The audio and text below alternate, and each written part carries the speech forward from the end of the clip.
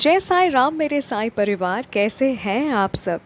पता है क्या, साईं बाबा हमारे समझ के परे हैं। हमारे लाख पुकारने पर भी साईं क्यों कभी कभी चुप रहते हैं।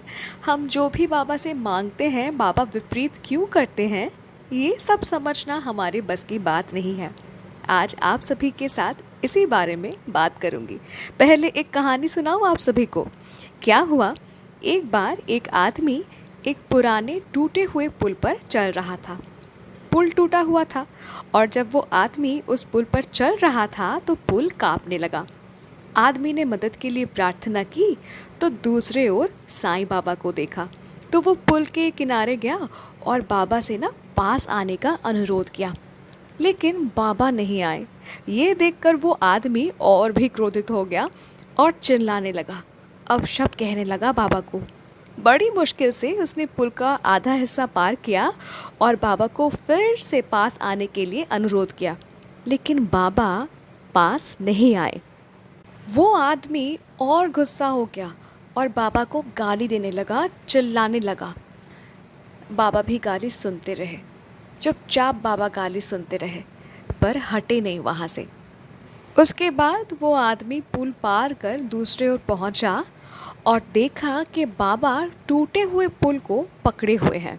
मतलब जिस पुल को पार वो कर रहा था वो पुल टूटा हुआ था और वो दूसरे किनारे पहुँच के देखता है कि बाबा उस टूटे हुए पुल को पकड़े हुए हैं। तो मेरे साईं परिवार, समझ आया आप सभी को कि कैसे बाबा हम सब की रक्षा कर रहे हैं हर पल।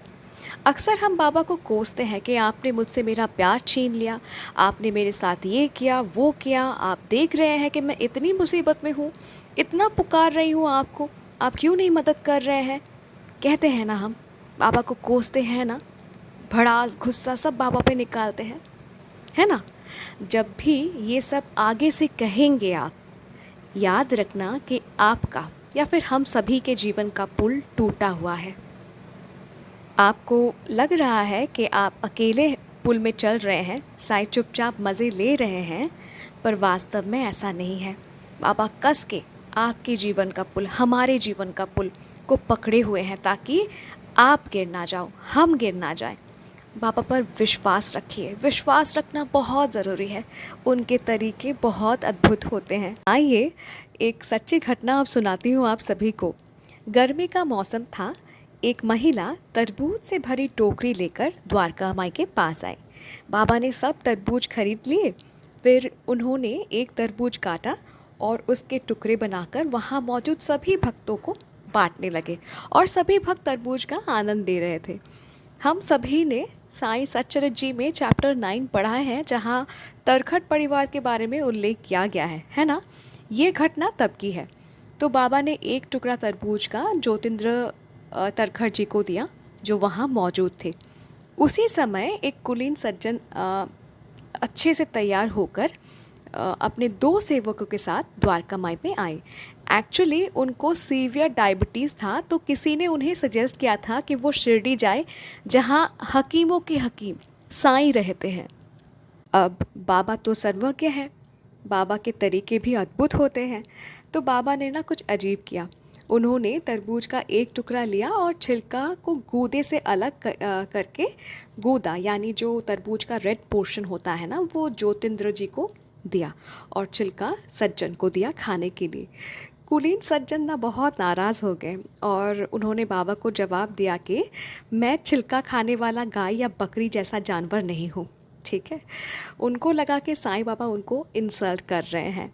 बाबा ने फिर क्या किया, बाबा ने वो छिलका ज्योतिन्द्र जी को दिया और कहा कि अरे भाऊ, अब तुम ही इसे खाओ।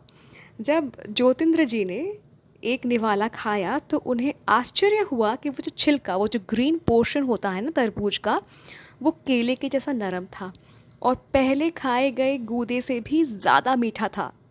अब सज्जन ने अपमानित महसूस किया और वो वहाँ से चले गए, पर उन्हें इस बात का एहसास नहीं हुआ कि वो अपने डायबिटीज़ के परमानेंट इलाज से चूक गए। एक्चुअली असली दवा पदार्थ में नहीं बल्कि बाबा के उन पवित्र हाथों में था। ठीक है, अगर वो खा लेते वो छिलका तो उनका डायबिटीज़ परमानेंटली गायब हो जाता उनके जीवन से, राइट। तो सभी साईं भक्त जो भी इस वीडियो को सुन रहे हैं, जानिए कि साईं बाबा महान हैं। उनके तरीके अलग अलग हो सकते हैं, लेकिन उनका रास्ता हमेशा हमेशा सही होता है। बस उन पर पूरा भरोसा रखना चाहिए हम सभी को। जय साईं राम।